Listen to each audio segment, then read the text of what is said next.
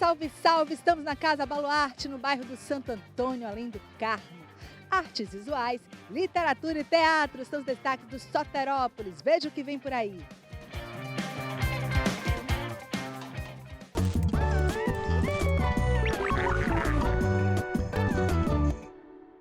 Marcelo Souza Brito e o coletivo Cruéis Tentadores apresentam o instigante espetáculo Mal Invisível. Se você quer saber como eu me sinto, vá a um laboratório, um labirinto. As degradações ambientais e sociais sofridas e causadas pelo homem é um tema que te mobiliza há 12 anos, né, que você vem pesquisando. Como é que você traz isso para a cena, para o palco, nesse espetáculo Mal Invisível?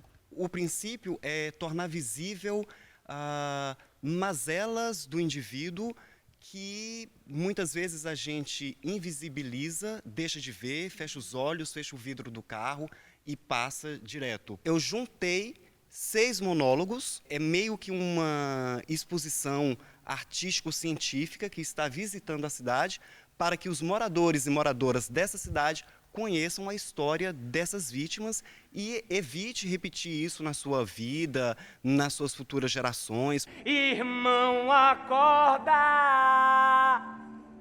nós as cobaias vivemos muito sós. Todos nós estamos aqui, né, como se fosse um laboratório, um observatório, e a minha personagem, ela foi contaminada pelo mar, né? Tem a ver com o mar, a família dela e ela, de alguma maneira. Então, me toca profundamente, porque quando a gente começou nesse processo, não tinha acontecido, né, de uma maneira tão catastrófica, tão brutal o que está acontecendo agora no nosso Nordeste, né? Nos nossos mares, na nossa Bahia. Essa personagem é uma mulher que sobreviveu a um problema de radiação e isso, ela traz consigo as marcas disso no corpo e na memória principalmente. Um dia, no meio da noite, ouvi um barulho. Pareciam bombas ou tiros. Olhei para o lado da cama e ele não se encontrava. Em 2002, eu fazia uma pesquisa em Paris e lá eu tive o contato com o livro La Supplication, que é da bielorrussa Svetlana Alexievich. Ela ganhou o Prêmio Nobel de Literatura em 2016, mas ela é praticamente desconhecida no Brasil. Ele parte do acidente de Chernobyl. Então, ela entrevistou pessoas que passaram pelo acidente, que tiveram essa radioatividade no corpo. E eu quis trazer outras coisas. Então, além de Mariana, além de Goiânia, além de Angra dos Reis, tem também, por exemplo, metais pesados na Baía de Todos os Santos, marisqueiras do subúrbio ferroviário, por exemplo.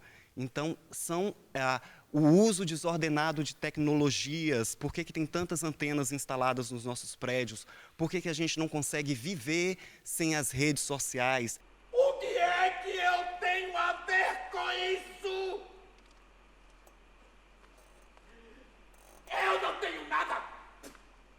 Eu não sinto nada. O meu personagem seria aquele arquétipo do estranho no ninho. E a classe média que sabe das coisas que têm importância, mas não dá importância a ela. Não se fala mais das queimadas da Amazônia. Daqui a pouco já não se vai falar mais do problema que teve no oceano. É uma missão mesmo, eu acho. A gente está aqui no Teatro Vila Velha esperando vocês para a gente comungar, né, desse momento que tem que ser falado, tem que ser escutado, tem que ser tocado. E no Brasil, e aqui, e agora, e você não fala nada. Quantas Brumadinhos, quantas Marianas existem na Bahia?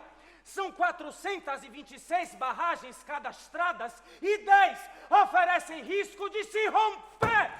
Tá aí, muito bacana, vida longa ao espetáculo e a gente segue aqui com arte. Bernardo Totilovski se expressa e mostra o ponto de vista de um jovem que nasceu dentro do espectro do autismo.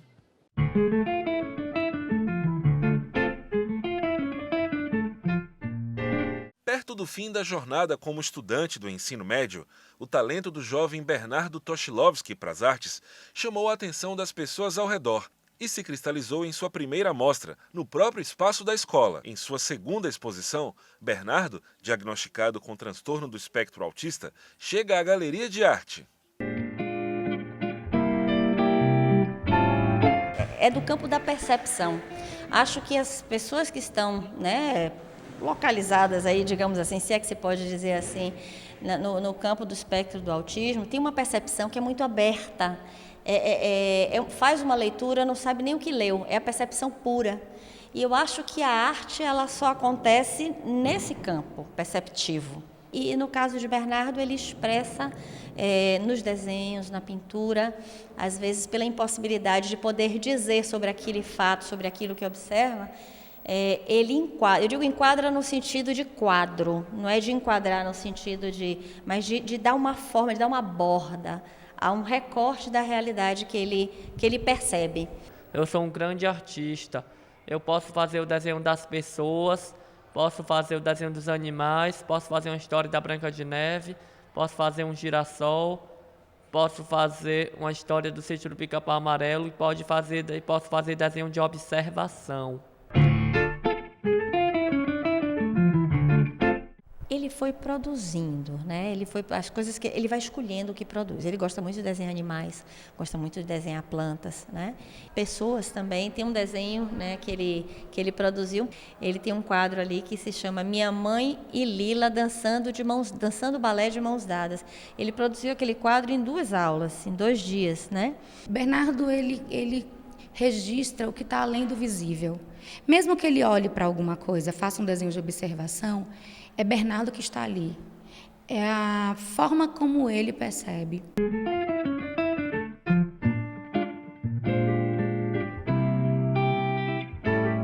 Eu usei tinta aquarela. Estou gostando de expor. Tem muita gente aqui visitando minha exposição. Estou achando bonito. Vocês vão ver as cores são muito vivas. Ele está fazendo misturas de cores. Ele diz que quando ele pinta, ele se sente feliz.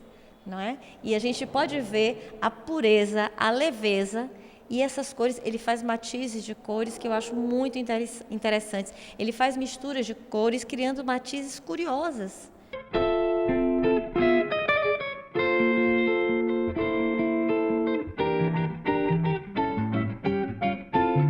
Eu escolho minhas cores, que eu que sou o artista.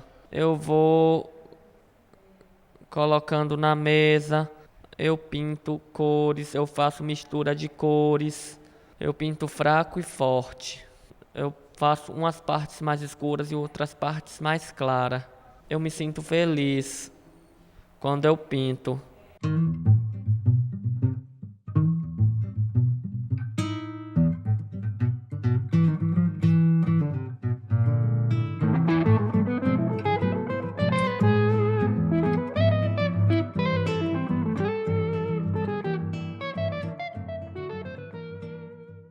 A gente vai para aquele rápido intervalo, você já sabe, é só o tempo de você alongar o corpício, se hidratar e daqui a pouquinho a gente volta com mais Soterópolis. Até já! Questão de ordem e de elegância também. É importante apresentarmos nosso convidado aqui essa noite. Simone, não é necessário.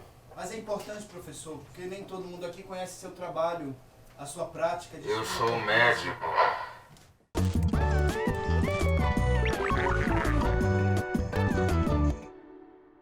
Estamos de volta com Soterópolis e é hora de viajar pelas obras do artista visual e cenógrafo João Teixeira.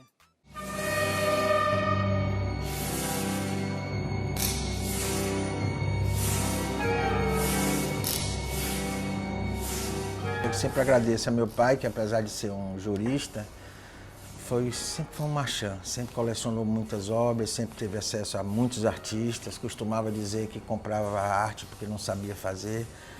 Então vivi nesse ambiente de uma casa imensa que ele tirava as portas, porque quando abria as portas roubava lugar para quadros. Então fui incentivado dessa forma, entendeu? E sempre tendo tela na mão, sempre tendo tinta na mão, sempre tendo câmera de fotografia na mão. Então cresci realmente incentivado pelas pessoas que rodeavam meu pai, pelo próprio pai, que era uma galeria viva, que ainda é uma galeria viva.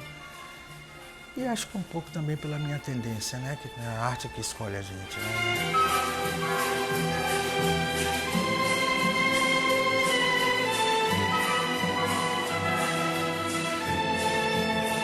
Eu já no final da adolescência, atrito muito forte com meu pai, porque preocupado, logicamente, dessa dificuldade de sobreviver com a arte. E aí terminei, não quis fazer arquitetura, como todo mundo esperava que fizesse, e fui sair de casa. E aí comecei artesanato e eu dizia para meu pai, precisava estudar, poucos cursos livres, tinha lá a fundação, nosso querido Juarez, que incentivou uma geração imensa de artistas, entendeu? Mas comecei com artesanato e quando eu falo da minha vida, do meu currículo, eu falo também como artesão. Eu trago a coisa do artesanato, a coisa da joalheria, a coisa dos dirigíveis, as coisas que já fiz couro. Eu encaro como um ofício de uma forma tão nobre quanto pintura, quanto cenografia, quanto fotografia, entendeu? Então, é um conjunto.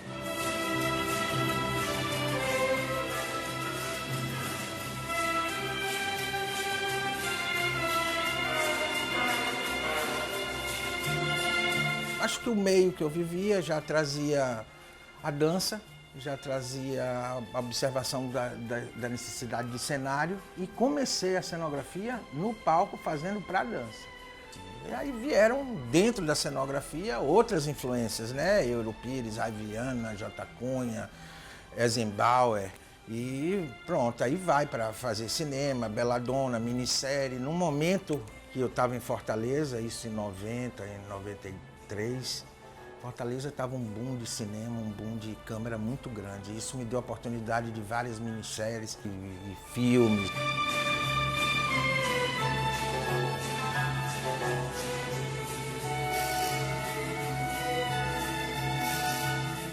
Quais temáticas costumam, né, lhe atravessar? Quer seja na cenografia, quer seja na pintura, quer seja na escultura? Dor.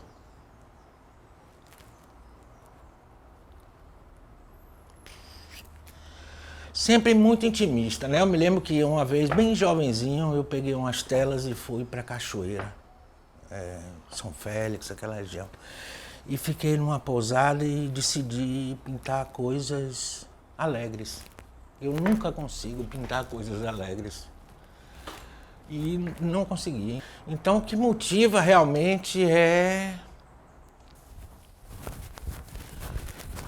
um bicho que me consome o espírito. Uma necessidade de paz minha e de todos nós, né?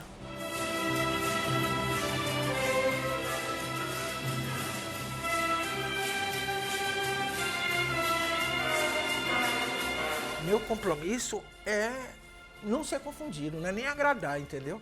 Eu preciso, na verdade, dizer o que eu estou sentindo, porque é uma forma de fala minha, né? Eu sofro com o mundo, Vânia, porque a gente é o mundo, entendeu? Então a sua dor é muito semelhante à minha dor. Então eu gostaria de fato que a gente não se perdesse com tanta arrogância, com tanta intransigência, com tanta busca de autoria. Aí, em meio a todas essas inquietações, essa necessidade do suspiro, né? Que aí veio o suspiro espiritual, sobretudo. Que veio os dirigíveis, né? Que é uma coisa que já vem caminhando de alguns anos para cá, que começou sem nenhuma pretensão, até que os Correios me chamou em 2011, se eu não estou enganado, para expor. E teve uma repercussão absurda. Aí participou do Open Art, que foi um intercâmbio entre artistas franceses. Levei para Malmaison 22 peças na época e vendeu todas as peças. E em cada balãozinho desse tem um pedacinho de mim que está me levando aí para vários lugares. E vai ser Portugal, e vai ser Ceará, e vai ser... Entendeu? Eu estou viajando nesses balões e ele me levando junto aí, né?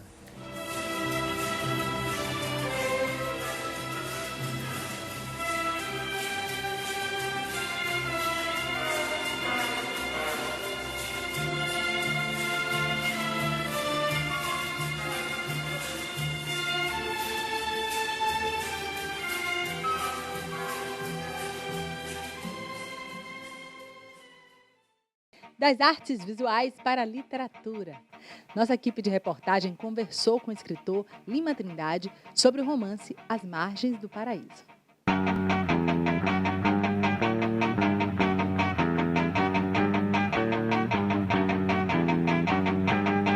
Ele é um livro, sobretudo, de jovens.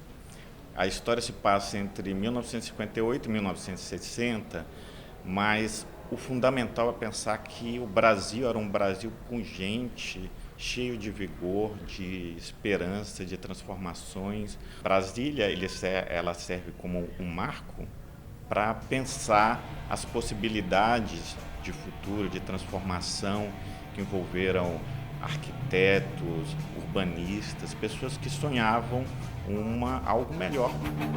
É pra você esta canção desesperada, canção de desilusão. O título do livro é As Margens do Paraíso, não por acaso, né? E eu escrevo sob a perspectiva de três personagens também periféricos. A Leda, que é uma baiana que mora em Juazeiro, a Rubem, que é um rapaz da periferia do Rio, e Zaqueu, que é de Anápolis. Então, procurei pensar, não só visitando um tempo nosso da história que é pouco visitado, mas pensar também fora daquele mesmo chavão que as pessoas tratam de personagens urbanos. Rubem. O movimento na Praça Tiradentes, esta hora, é agitado. Ápio me acompanha. O carrossel de bondes, carros, táxis e lotações circula.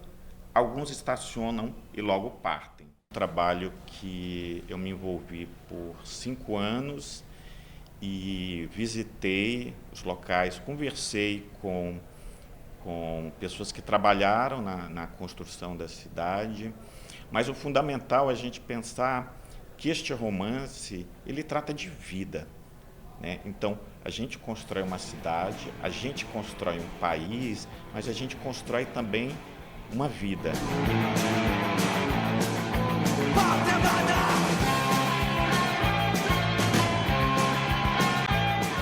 Eu cresci com os anos 80, com a emancipação de uma juventude que as pessoas diziam alienadas, a abertura política do país.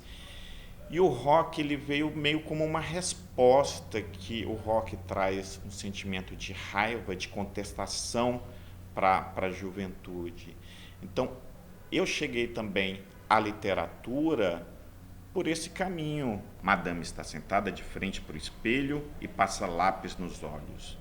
Eu espero, não tenho escolha, não levanto voz. Ela termina a pintura, pergunta o que eu estava fazendo e pede que eu retorne às minhas ocupações. E o que acontece é que essa juventude, né, é a mesma juventude que hoje vai transformar o Brasil no que ele é. Então, era uma maneira também, não é apenas um olhar para o passado, mas é um olhar para o presente. Por que somos como somos?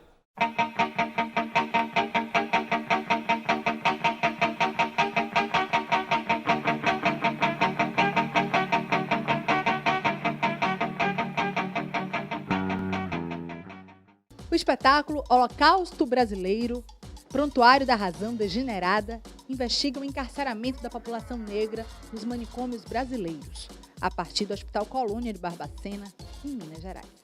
Cassandra Santos do Nascimento. A mesma Cassandra que vimos no quadro anterior, resolvemos trazê-la para o século XXI. Mas a não existência de Cassandra termina aqui. A partir do livro homônimo da jornalista Daniela Arpex, é retomada a história do maior hospício do Brasil, onde milhares de pacientes foram internados à força, sem diagnóstico de doença mental, ocasionando a morte de 60 mil pessoas entre 1903 e o início dos anos 80. O Brasil passou a conhecer a situação dos internos do Hospital Colônia de Barbacena.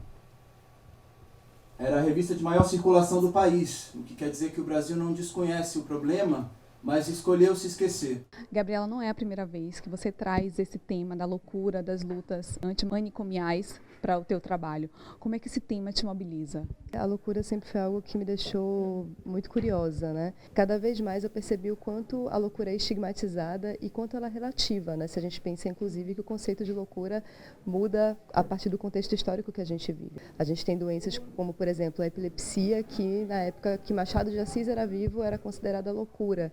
São várias questões que envolvem essa temática, né? Desde a indústria farmacêutica, lucros, enfim. Professor, gostaria de saber do senhor se o senhor viu essa matéria. Não. A gente não aborda só a loucura nesse espetáculo, né? E eu acho que esse é o grande diferencial dessa discussão.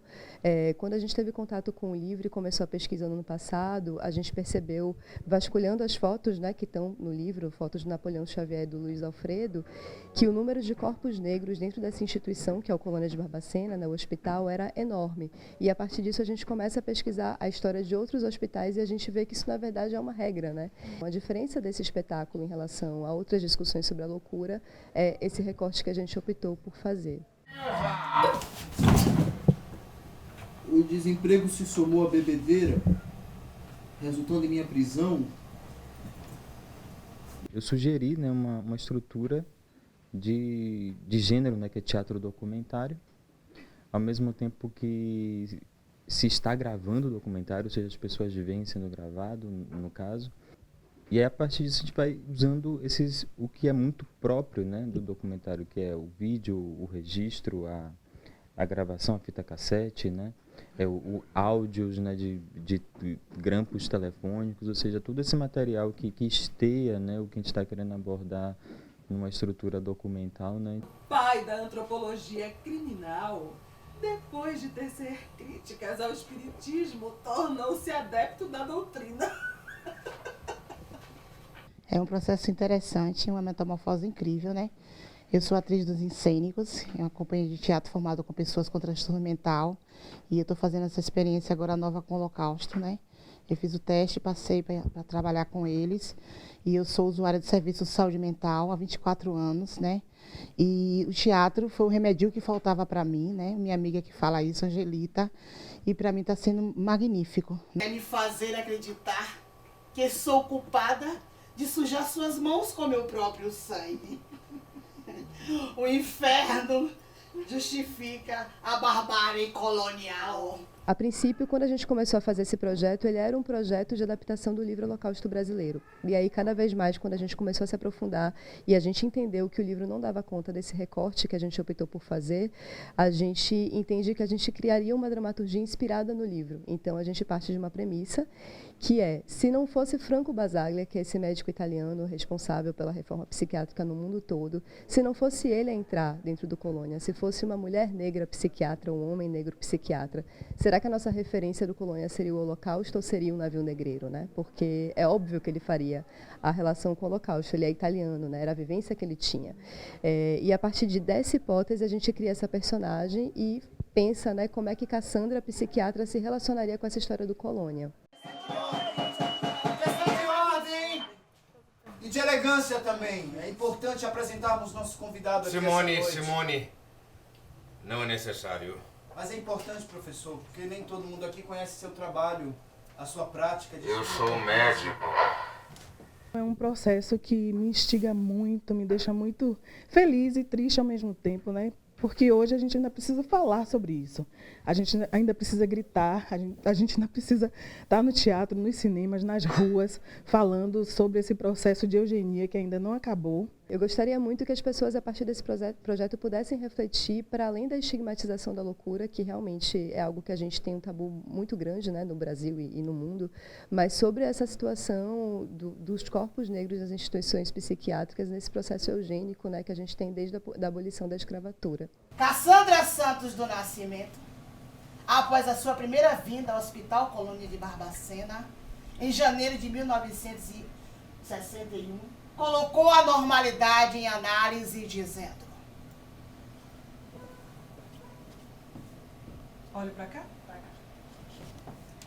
Não há como pensar loucura no Brasil sem antes reconhecer a patologia social do macho branco brasileiro. O nosso tempo acabou, mas não vale ficar triste. Basta seguir a gente nas redes sociais para ficar por dentro de todos os nossos assuntos. Facebook, Instagram, Twitter. Pode ainda rever toda e qualquer edição acessando o nosso canal no YouTube ou mandar aquele alô que a gente tanto espera. 71-3116-7377, soterópolis@gmail.com.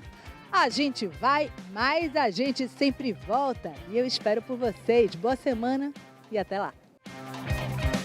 Você pode ser livre, pode ser rock, rap, funk, samba, hip hop. Pode ser hippie, pode ter barba, pode ser gordo e fuma uma massa. Gostar de homem ou de mulher, abra sua mente, faça sua fé. Deixa o grafite, o chapéu rolar, skate é arte das ruas. Se incomoda com quem é livre, pois é. Um pássaro em uma gaiola pendurada num balão. Acha que voa, mas só sente a sensação. Acha que voa, mas é pura sensação. Se cai na